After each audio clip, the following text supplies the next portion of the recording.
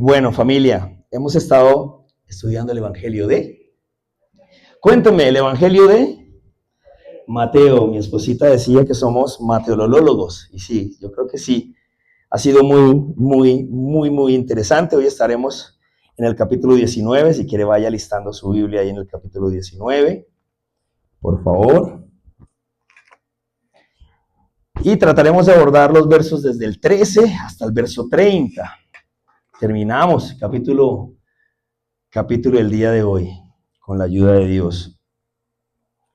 Y bueno, cuando llegamos a Mateo, al capítulo 19, hemos visto que Jesús ya está en esta etapa, una etapa muy específica de su ministerio. Está camino a Jerusalén, ¿recuerdan? Está avanzando hacia la cruz. Y en este punto, sus enseñanzas se vuelven aún más confrontativas, más directas, más profundas.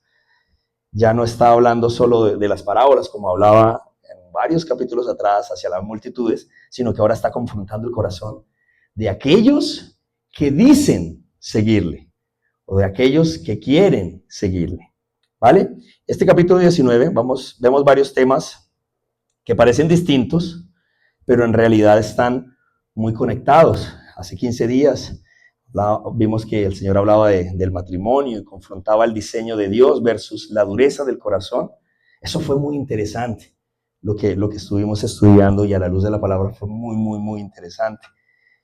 A veces son temas complejos, ¿no? Pero es maravilloso cuando venimos a la palabra y vemos realmente cómo nos instruye para caminar, pues nosotros que anhelamos vivir para Él y que queremos vivir para Él. Ahora vemos que Jesús, y aquí lo vamos a ver, algo de lo que vamos a estudiar el día de hoy, vemos que recibe a los niños, confronta el orgullo humano, habla con un joven rico, eso va a estar interesante, confronta la autosuficiencia, enseña sobre la riqueza y confronta sobre la falta de seguridad, la falsa seguridad, perdón. Responde a los discípulos y confronta sus expectativas. Eso es lo que vamos a ver el día de hoy. Todo el capítulo tiene un mismo propósito: exponer el corazón del hombre delante de lo que es el reino de Dios. Exponer el corazón del hombre delante de lo que es el reino de Dios. Y ahora Jesús va a responder una pregunta fundamental, y eso es lo que vamos a ver el día de hoy. ¿Quién realmente entra en el reino de los cielos? Wow, entonces, ¿tiene ahí lista su Biblia, capítulo 19? Eso, verso 13. Yo creo que podemos, ¿qué hora es? Podemos leer hasta el verso 19 y oramos. Y como dice mi pastor, nos echamos un clavado en el pasaje. Dice así: Jesús bendice a los niños. Entonces le fueron presentados unos niños para que pusiese las manos sobre ellos y orase. Y los discípulos le reprendieron. Pero Jesús dijo: dejad a los niños venir a mí y no se lo impidáis, porque de los tales es el reino de los cielos. Y habiendo puesto sobre ellos las manos, se fue de allí. Luego el verso 16 dice: entonces vino uno y le dijo: Maestro bueno, ¿qué bien haré para tener la vida eterna? Él le dijo: ¿por qué me llamas bueno? Ninguno hay bueno sino uno, Dios. Mas si quieres entrar en la vida, guarda los mandamientos. Le dijo: ¿cuáles? Y Jesús dijo: no matarás, no adulterarás, no hurtarás, no dirás falso testimonio, honra a tu padre y a tu madre y amarás a tu prójimo como a ti mismo. El joven le dijo: todo esto lo he guardado desde mi juventud. ¿Qué más me falta? Jesús le dijo: si quieres ser perfecto, anda y vende lo que tienes y dalo a los pobres y tendrás tesoro en el cielo. Y ven y sígueme. Oremos. Mi buen Dios que estás en el cielo, te damos gracias por tu bondad. Gracias porque has sido fiel, porque has sido bueno. Gracias por tu misericordia. Gracias por la oportunidad de abrir las Escrituras el día de hoy, Señor, sin ningún problema, sin ninguna oposición, persecución. Permítenos ahora ver en ella las maravillas de tu ley, Señor, y contemplando tu gloria como en un espejo, sigamos siendo transformados conforme a tu imagen, como por tu Espíritu, Señor. Oramos en el nombre de Jesús. Y todos decimos amén. He titulado el bosquejo del día de hoy, ya vamos a ver, con esto de este joven rico que se acerca al Señor: entre el reino y las riquezas. Ese es el título para el bosquejo del día de hoy. Y bueno, interesante cómo comienza este pasaje en el verso 13. que se les presentaron al Señor unos niños, ¿cierto? Ahora, en el contexto del siglo, de lo que estamos hablando aquí, del siglo I, los niños no eran vistos como hoy, ¿no? Hoy son la prioridad, ¿cierto? Hoy son lo primero, son importantes, tienen derechos, todo esto, pero dentro del contexto no tenían derechos, no tenían estatus, no eran considerados como un ejemplo espiritual, dependían completamente de otros, ¿sí? No eran admirados, sino más bien eran ignorados. Por eso los discípulos reaccionan, reprenden a aquellas personas que los traían, como diciendo, oye, el Señor tiene cosas más importantes que hacer, ¿sí? Pero el texto dice algo muy lindo, dice que Jesús le impone las manos. Y esto es maravilloso y es muy bonito detenernos aquí, porque esto de poner las manos, ¿no? Esto no era un acto místico, ¿sí? Como muchos de pronto lo ven el día de hoy, si no era un acto místico como tal, sino que tenía tres significados muy importantes, miren. En Génesis capítulo 48 vemos a Jacob, es como un acto de bendición, ¿sí? Un acto de bendición el imponer las manos. Identificación o reconocimiento público de alguien. Y tercero, como una afirmación espiritual, una aceptación. Eso es interesante, pero aquí no hay espectáculo, ¿cierto? No hay una demostración de poder, hay ternura, hay gracia y cercanía de parte del Señor a estos niños. Eso es interesante y qué bueno que lo podamos hablar, porque hay un contraste fuerte con lo que a veces hoy llamamos esto de imponer manos y todo esto, ¿sí? Eso es importante. Porque, mire, vivimos en una generación que siempre está buscando experiencias, ¿no? Que persigue manifestaciones, que siguen personas con unción, ¿sí? Pero estos niños no están buscando milagros, no están buscando experiencias, no están buscando poder, solo vienen a acercarse al Señor. Y Jesús los recibe, ¿vale? El reino no se trata, esto es maravilloso, de lo que nosotros recibimos, sino de a quién venimos, ¿cierto? ¿Y venimos a quién? A Jesús. Dejad a los niños porque de los tales es el reino de los cielos, contesta el Señor, y esto es maravilloso. Aquí es importante entender que Jesús no está diciendo algo nuevo aislado. Miren, interesante, está reafirmando algo que ya él viene enseñando capítulos atrás. En un capítulo atrás, en Mateo capítulo 18, él ya había dicho, si no os volvéis y os hacéis como niños. Y también dijo, el que se humilla como este niño, ¿cierto? Y aún más atrás, maravilloso, en el Sermón del Monte, recuerdan el capítulo 5 del Evangelio de Mateo, el Sermón de la Montaña, dice, bienaventurados los pobres en espíritu, porque de ellos es el reino de los cielos. Bienaventurados los perseguidos por causa de la justicia, porque de ellos es el reino de los cielos. Vemos que hay un patrón ahí, ¿cierto? Jesús no está hablando de algo aislado, está reafirmando algo que ya él ha dicho antes. Miren, el patrón, pobres en espíritu, reconocen que no tienen nada, que todo viene de Dios. Perseguidos, ¿cierto? Por causa de la justicia, dice. No dependen de este mundo. Y en este caso habla de los niños, que dependen completamente de otros. En nuestro caso, venir a Él como niños, porque dependemos completamente de Él. Es el mismo principio en tres momentos diferentes. Interesante. El reino de los cielos pertenece entonces a quienes, a los que no confían en sí mismos, los que no tienen nada que ofrecer, los que dependen completamente de Dios. Y ya vamos a ver hacia dónde va esto. Entonces, el reino no es para autosuficientes, ¿cierto? O religiosos seguros de sí mismos, y ya lo vamos a reafirmar acá. Es para los que dicen, Señor, sin ti yo no puedo. ¿Vale? ¿Me siguen hasta ahí? ¿Estamos bien? Entonces Jesús ya dejó claro quién entra al reino. Ya lo vimos cómo puso en el capítulo 18 este ejemplo del niño, ¿cierto?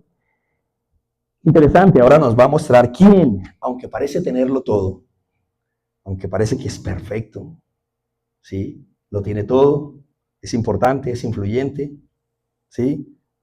El partidazo, soltero, bueno, no sabemos. Se queda por fuera. Eso es interesante. Se queda por fuera del reino. ¿Vale? Vamos a ir al verso 16. Dice que viene con él un joven rico. Wow. Esto aquí vamos a hablar de lo que es religión sin rendición. Lo tenía todo, pero le falta todo. Interesante. Vemos que Leamos este verso 16. Entonces vino uno y le dijo, maestro bueno, ¿qué bien haré para tener la vida eterna? Él le dijo, ¿por qué me llamáis bueno? Ninguno hay bueno, sino uno, Dios. Mas si quieres entrar en la vida, guarda los mandamientos. Le dijo, ¿cuáles? Jesús le dijo, no matarás, no adulterarás, no hurtarás, no dirás falso testimonio, honra a tu padre y a tu madre y amarás a tu prójimo como a ti mismo. El joven le dijo, todo esto he guardado desde mi juventud. ¿Qué más me falta? Jesús le dijo, si quieres ser perfecto, anda, vende lo que tienes y dalo a los pobres y tendrás tesoro en el cielo. Y ojo cómo termina este verso 21. Ven y sigue. Se acerca un joven con una pregunta y con una introducción, ¿no?, muy espiritual. Maestro bueno. Es interesante porque esta palabra bueno no era ligera, ¿sí? Bueno, en el contexto judío, solo Dios era absolutamente bueno. Entonces Jesús le responde, ¿por qué me llamas bueno? No hay bueno sino uno, Dios. Ojo, esto es interesante porque Jesús no está negando su divinidad. Lo que Jesús está buscando es confrontar la superficialidad de las palabras del chico. Eso es lo que está haciendo el Señor. Ahora, interesante cuando vemos esto también, por ejemplo, el relato paralelo en Marcos, en el capítulo 10, que nos da un detalle maravilloso. Miren, dice, hablando de estos mismos hechos, dice que Jesús mirándole a este joven, mirándole, le amó, dice. Eso es hermoso porque nos muestra algo maravilloso del Señor. Lo que está pasando no es que simplemente vino un chico, Jesús le dijo esto para acorcharlo y el chico se fue. Marcos nos dice que mirándole, le amó. Hermoso, ¿cierto? Y esto cambia el tono completamente. No es una confrontación fría, es una confrontación como lo hace el Señor, con hilos de amor, desde el amor. Hermoso. Lucas, en el capítulo 18, habla de este joven y dice que era un principal, que era influyente, era un joven rico, influyente, una persona que lo tenía todo. Por eso decía, carro, beca, casa, platica, influyente, o sea, como un influencer famoso. Y el joven continúa, cuando Jesús le responde sobre si ha guardado estos mandamientos, el joven dice, todo esto lo he guardado desde mi juventud. Pero su pregunta también revela su corazón y dice, ¿qué me falta? ¿Me ha pasado eso? ¿Ha visto gente así que lo tienen todo, pero no son felices? Algo les falta. O nosotros mismos cuando decimos, cuando tenga esto, ahí sí ya. En el caso de los músicos, por ejemplo, mi amor, cuando tenga la guitarra, la Paul Reed Smith, esa sí ya, y sí, ya no más. Después de esa ya no más. Y cuando uno compra esa, entonces uno quiere más. Y uno quiere más. Miren que a pesar de que es un joven que ha procurado guardar los mandamientos, que es influyente, que es rico, algo le falta. Y usted y yo sabemos muy bien que le hacía falta. Entonces Jesús, brutal la respuesta del Señor, vende todo y sígueme. Wow, el problema no era el dinero, era que el dinero tenía al parecer al corazón de este muchacho. Y aquí está algo clave y es donde quiero que también observemos juntos el día de hoy. Miren, esto es maravilloso. Jesús no solo le está pidiendo que deje algo, ¿sí? Que ahí es donde normalmente nos detenemos, ¿cierto? Uy, es duro, ¿no? Lo que le pide el Señor, dicen algunos, es duro. Que vendiera todo y que lo diera. ¡Wow! Así tendría tesoros en el cielo. Pero es que Jesús no solo se queda ahí, Jesús le está ofreciendo algo también. Dígame qué le está ofreciendo el Señor a este muchacho. Por favor. Jesús no solo le está pidiendo que deje algo, le está ofreciendo algo infinitamente mayor. Sígueme, ven y sígueme. El mayor honor que podría tener el ser humano, caminar con Jesús, ¿sí? Caminar con el Señor, estar con Él todos los días, ahí al ladito, ¿sí? Juntos. Y ustedes saben que en este contexto judío era tan brutal y tan importante que un rabí importante le dijera a una persona, ven y sígueme. O sea, eso es extraordinario lo que le está pasando a este chico, ¿sí? Y bueno, si hablamos de que no era cualquier persona la que le estaba diciendo, era Jesús, era el Hijo de Dios el que le estaba diciendo esto a este muchacho. Tremendo, ¿no? Brutal. Ahora, dice el texto, esto es súper interesante. El chico obviamente se va y dice que se fue triste porque tenía muchas posesiones. El verso 22 dice, oyendo el joven esta palabra, se fue triste porque tenía muchas posesiones. ¿No les parece contradictorio eso? Muchas posesiones, pero está triste. Es contradictorio, ¿no? Nosotros creemos hoy que cuando tengamos más vamos a estar más felices. Nos pasa eso en muchas ocasiones. Y vivimos constantemente para acumular, para tener, para comprar. Y ojo, yo no estoy diciendo que eso esté mal. Está muy bien esforzarnos, trabajar. Ustedes saben, trabajar duro para tener nuestras cositas, darle lo mejor a nuestras hijas, a nuestra familia, ¿cierto? Pero ojo, no podemos perder de vista, nuestros ojos están puestos en Él y hacia Él es donde procuramos caminar cada día. Dice que se fue triste porque tenía muchas posesiones. Ahora, Lucas añade, porque era muy rico. Wow, Jesús le ofreció mucho más de lo que le pidió, pero él eligió menos. Tremendo, ¿no? Dice, Jesús le ofreció más de lo que le pidió, pero aún así, este joven eligió menos. Ojo cuando en algunas ocasiones tú y yo, Dios quiere darnos algo mejor, pero a veces nosotros, elegimos menos. Eso es tremendo. Sí, en nuestra vida cristiana debemos procurar siempre a través, bueno, de nuestras disciplinas espirituales, buscar la voluntad de Dios para nuestras vidas, porque a veces, en muchas ocasiones, escogemos menos. Y cuando digo menos, me refiero, muchas veces son nuestros sueños, ¿no? Esto que yo quiero, es que esto es, yo he trabajado por esto, lo he esperado tanto tiempo, he querido esto es mi sueño, esto. Y en muchas ocasiones nos aferramos tanto a eso y Dios tiene algo mejor para ti y para mí. Dios tenía algo mejor para este joven rico, seguramente. ¿Sí? Seguramente había algo mucho mejor, pero él se aferró a sus posesiones, a sus cosas. Y bueno, después vamos a ver la respuesta de Jesús en el verso 23. Acompáñame desde el verso 23 al verso 26. ¿Me siguen hasta ahí? ¿Cómo vamos? ¿Todo bien? ¿Cierto? La respuesta de Jesús aquí también es interesante. Entonces Jesús dijo a sus discípulos, de cierto os digo que difícilmente entrará un rico en el reino de los cielos. Otra vez os digo que es más fácil pasar un camello por el ojo de una aguja que entrar un rico en el reino de Dios. Sus discípulos, oyendo esto, se asombraron en gran manera diciendo, ¿quién pues podrá ser salvo? Y mirándolos Jesús les dijo, ojo la respuesta de Jesús. Para los hombres esto es imposible, mas para Dios todo es posible. Interesante, miren. Jesús no está diciendo, difícilmente entrará un rico en el reino de los cielos. Ahora, Marcos añade algo muy importante. ¿Cuán difícil es entrar en el reino de Dios? Y luego especifica, los que confían en las riquezas. Eso es importante que lo tengamos presente. Aquí está la clave. No es solo tener riquezas, sino poner toda la confianza, seguridad, etcétera, en ellas. Ahí es donde está el problema. No tenerlas, sino que ya son ellas las que lo tienen a uno, ¿cierto? Luego Jesús dice, más fácil es pasar un camello por el ojo de una aguja. Esto es interesante que lo miremos un poquito porque han habido varias interpretaciones alrededor de esto de la aguja, ¿no? Miren, haciendo la tarea al pastor, existe una interpretación muy difundida hoy. Algunos enseñan que Jesús se refería a una puerta pequeña en Jerusalén, ¿cierto?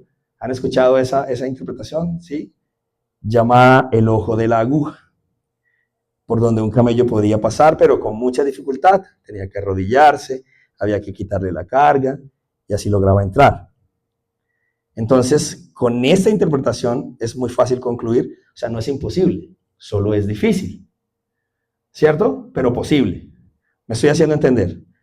Eso no, lo que nos enseñaría esta interpretación. Pero ojo, miren, No hay evidencia histórica de que esa puerta haya existido en tiempos de Jesús. ¿Sí? No aparece en la literatura judía del primer siglo, por ejemplo. No aparece en registros arqueológicos, por ejemplo. No es mencionada por los primeros comentaristas cristianos, por ejemplo. Es una explicación que aparece muchos siglos después. ¿Sí? Ahora, ¿por qué hago esta aclaración? Porque aceptar esa idea de la puerta puede ser un poco peligroso. Y ya voy allá. Miren, es como si Jesús estuviera diciendo con esta interpretación de la puerta, es difícil, pero puedes lograrlo. ¿Sí? Pero lo que está diciendo Jesús es, tú no puedes. Punto. ¿Me estoy haciendo entender? Con esta interpretación de la puerta, pues se le bajaba la carga al camello, pasaba el camello de rodillas, difícil, pero se logra. En nuestras fuerzas, haciéndolo. Pero eso no es lo que está enseñando el Señor. Lo que está diciendo el Señor es, hablando de entrar al reino de Dios, al reino de los cielos, es, tú no puedes. ¿Vale? Por eso, el camello, que era lo más grande, esta hipérbole que hace el Señor para dejar claro su punto, el camello, que era lo más grande, y la aguja, que era lo más pequeño. Es una imagen imposible. ¿Sí? Y el contexto aquí alrededor, en los versos alrededor, lo podemos ver claramente. ¿Quién podrá ser salvo? Y Jesús responde, para los hombres esto es, dígamelo por favor. Verso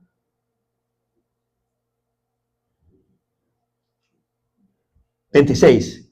Para los hombres esto es imposible. ¿Vale? Más sin tilde, o sea, pero para Dios todo es posible. Ahora, si el problema fuera solo dificultad, el hombre lo intentaría y en algún momento la lograría. Pero como el problema es imposibilidad, el hombre, ¿qué debe hacer? Rendirse. Rendirse completamente ante nuestro Señor, soberano, Dios eterno, poderoso. ¿Vale? Aquel que murió en una cruz, como esta semana pasada, alrededor del mundo lo hemos visto, que el mundo lo conmemora y lo celebra, ¿sí? Y que al tercer día se levantó, resucitó de entre los muertos. ¿Vale? Imposible para nosotros, pero era posible para Él. Brutal. Me parece maravilloso. ¿Me siguen hasta ahí? ¿Cómo vamos? Todo bien. Entonces es interesante dejar claro esas dos posiciones, porque, claro, una puede ser muy peligrosa. Una puede decir que haciendo la fuercita podemos llegar. No podemos llegar. No llegamos. Por eso fue que Él se acercó a nosotros. ¿Sí? Maravilloso. Ahora, esto es interesante. Continuamos. Verso 27. Verso 27 al 30, la recompensa, la reversión del reino. Esto es interesante. Miren, dice, entonces respondiendo Pedro, ¿quién? Pedro. Mateo habla harto de Pedro, ¿no? Yo creo que ahí tenían su cosita, le tenía su cosita Mateo a Pedro. Algunos comentan que era que se ve mucha admiración, ¿no? De parte de Mateo al exponer tantas cosas que Pedro hacía, ¿no? Como esa admiración de su carácter. Comentan algunos. Puede ser. Pero entonces respondiendo, Pedro le dijo, he aquí nosotros lo hemos dejado todo y te hemos seguido. ¿Qué pues tendremos? Wow. Pedro está diciendo, hey, como dirían en la costa, ¿no? Ahorita, los que por ahí estuvieron en la costa hace unos días. Hey, ¿y yo qué? ¿Nosotros qué? Algo así está diciendo Pedro. Verso 28, y Jesús les dijo, de cierto os digo que en la regeneración, cuando el Hijo del Hombre se siente en el trono de su gloria, wow, empezamos a meternos en un tema, en un lenguaje un poco más escatológico, que hacia allá es donde vamos más adelante, en los capítulos de más adelante. Se siente en el trono de su gloria. Vosotros que me habéis seguido, también os sentaréis sobre 12 tronos para juzgar a las 12 tribus de Israel. Verso 29, y cualquiera que haya dejado casas, o hermanos, o hermanas, o padre, o madre, o mujer, o hijos, o tierras, por mi nombre, recibirá 100 veces más y heredará la vida eterna. Aquí es donde todos decimos, amén. 100 veces más. Aleluya. Perdóname, es que me emociono. Miren, vamos a mirar esto con lupita, pero con el corazón abierto, ¿no? A que el Señor nos hable. Después de escuchar que la salvación es imposible para el hombre, y miren, y ver que alguien que lo tenía todo, que era influyente, que era de los duros, de los tesos, se fue. O sea, al parecer, este no es de los nuestros, no entra al reino de los cielos, al parecer. Surge una inquietud natural de Pedro. Entonces, ¿qué pasa con nosotros? Pedro pregunta, ¿qué tendremos? Wow. Marcos también habla de que lo hemos dejado todo. Eso es interesante. Y Jesús responde, miren, con esta palabra del verso 28, que en la regeneración, interesante, regeneración, palingenesia, solo aparece 2 veces en el Nuevo Testamento. Y habla de una renovación total del mundo, de una restauración escatológica. No es salvación individual, sino restauración cósmica, le hablan algunos, universal, ¿sí? Entonces es interesante porque no es solo recompensa, sino que la recompensa es la participación en el reino. De eso es lo que está hablando el Señor Jesús. Interesante. Vamos a desmenuzar un poquito más. Cualquiera que haya dejado casas, hermanos, hermanas, padre o madre o mujer, hijos o tierras, por mi nombre recibirán 100 veces más y heredarán la vida eterna. Yo creo que es claro y dentro del contexto de lo que Jesús está hablando es muy claro, pero desmenucemos un poquito. Miren, Lucas añade, dice que en este tiempo sucederán esas cosas, esa recompensa en este tiempo y en el venidero. ¿Sí? Ok. 100 veces más. Ahora, eso me está hablando desde que somos incluidos en una familia espiritual. Se nos es dado un propósito en esta vida, ¿sí? En el hoy y en el ahora, y se nos da vida eterna, ¿sí? Familia espiritual, propósito en esta vida y vida eterna. De eso es lo que está hablando el Señor cuando está diciendo de esas 100 veces más. Ahora, Marcos añade algo interesantísimo. Dice que recibiremos esto, pero dice con persecuciones. ¿Sí? Brutal. Eso me parece interesante. Con persecuciones. ¿Vale? Wow. Miren, hay 3 grupos interesantes aquí en el pasaje que hemos visto hoy. Los niños, ¿cierto? Que son recibidos por el Señor. Un joven rico que es rechazado, que se va. No, él rechaza el seguir a Jesús. Y los discípulos que están en un proceso de crecimiento, que hacen sus preguntas y responden. Ahora, hay una verdad central aquí que no es lo que tenemos, si nos enfocamos en el joven rico, no es lo que tienes, sino es en qué o en quién confías. Y el llamado de Jesús hacia este joven rico fue brutal. Ven y sígueme. Ahora, entre el reino y las riquezas, siempre ganará aquello a lo que tú y yo decidamos amar más, aquello a lo que le demos prioridad, ¿sí? Es interesante cómo termina y cómo quería nombrar esto que dice Lucas, porque Lucas añade que en este tiempo también recibiremos eso, por eso hablábamos de propósito y familia espiritual, ¿cierto? Y en el venidero, pero Marcos añade con persecuciones. Y es que cuando se toma la Biblia, cuando se suele tomar la Biblia fuera de contexto, ¿cierto? Ese 100 veces más, como ha sido de mal interpretado, ¿no? No sé si usted lo ha escuchado, pero el 100 veces más, wow, se ha usado mucho para el tema de la plata, por ejemplo, ¿sí? Tú das tanto y vas a recibir 100 veces más, ¿sí? Es brutal y hay que decirlo, ¿no? Hay que decirlo, porque eso no es lo que nos está hablando el pasaje, eso no es lo que nos está hablando la palabra. Y aún Marcos hace una aclaración que recibiremos esto, pero ojo, con persecuciones, ¿sí? Es brutal que eso quede claro, porque el llamado que el Señor nos hace, y queda muy claro, no es a una vida llena de comodidades y donde todo va a estar bien, porque vamos a recibir 100 veces más, entonces todo va a ser perfecto y todo va a estar bien. Eso no es lo que nos habla el pasaje, esa no es la vida cristiana. Es importante aclararlo, porque es que cuando nos enseñan ese evangelio de que venimos a Él y todo va a ser color de rosa, Entonces las personas se dan cuenta que no, que en la vida real tenemos persecuciones, tenemos problemas, tenemos circunstancias difíciles, las personas se alejan. ¿Sí? Pero el evangelio real, cuando te decimos, sí, hay momentos duros, van a haber momentos difíciles. La ventaja es que en medio de esa dificultad no estamos solos. En medio de estos problemas no estamos solos. En medio de lo que cada uno de nosotros esté viviendo, esté pasando, Dios es fiel, Dios es bueno. Y al final, a veces bien al final, ¿no? Decimos, claro, Señor, breve, tenías razón, así era. ¿Sí? En el momento, mientras vivimos la dificultad, es difícil, es duro, es complejo. Pero después de que la atravesamos con la ayuda de Dios, decimos, claro, Señor, tenía razón. Yo no sé, esta semana, nosotros hemos tenido, bueno, esta semana ya descansamos un poquito, pero hemos tenido semanas duras, semanas complejas, difíciles, ¿no? A nivel laboral, todo esto. Pero Dios es bueno, Dios es fiel.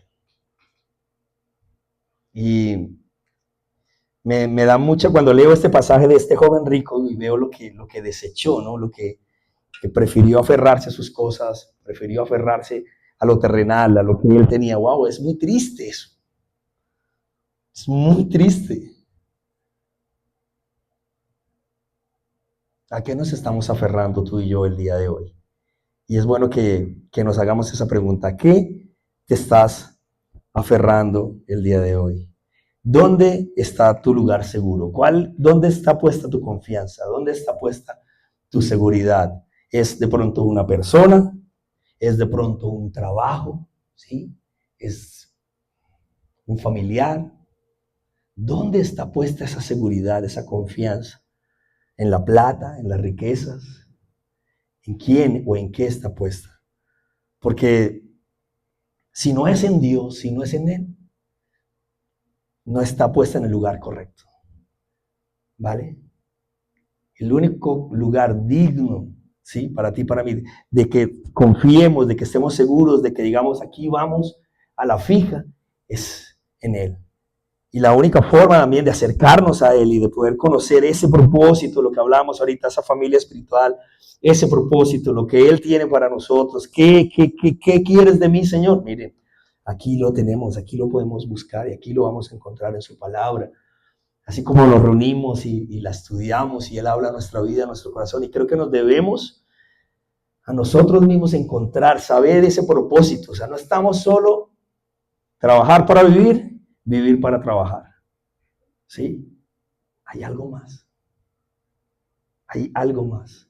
¿De qué forma estamos impactando el lugar en el que estamos? Proclamamos su palabra, la hablamos del Señor, ¿qué hacemos? O sea, yo le digo esto a mis hijas, en muchas ocasiones les he dicho eso. Ahí está Mari.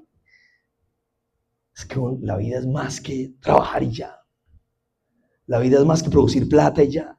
La vida es mucho más que eso. O sea, estamos aquí de paso en este mundo, pasajero, temporal, pero Dios tiene un propósito con cada uno de nosotros. Y es más que trabajar y hacer plata. Ahora, es que me llaman mañana, paso, renuncié. No, usted sabe que eso no es lo que estamos hablando aquí, ¿vale? Lo que les estoy diciendo es que hay más que eso, ¿sí? Y parte de tener nuestra confianza en Él, ¿sí? Parte de tener nuestra esperanza en Él, es entender eso y hacer eso más, eso de más que tú y yo estamos llamados a hacer. ¿Qué es? Pidámosle al Señor que nos diga qué es eso. Yo ya lo encontré, gracias a Dios, ¿sí? Pero esa es la idea de estar aquí, de hacer lo que hacemos, de buscar al Señor. La vida es más que vivir para trabajar, trabajar para vivir, vivir para trabajar, trabajar para... Hay algo más. Vale, oremos.